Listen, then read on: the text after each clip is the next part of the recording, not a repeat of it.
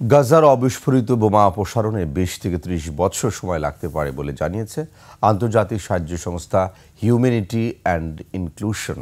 সংস্থাটির কর্মকর্তা নিক আর গাজাকে ভয়াবহ মাইনফিল্ড হিসেবে উল্লেখ করে বলেন, যুদ্ধ শেষে গাজা এখন দ্বিতীয় বিশ্বযুদ্ধ পরবর্তী ইউরোপীয় শহরগুলোর মতো ধ্বংসস্তূপে পরিণত হয়েছে।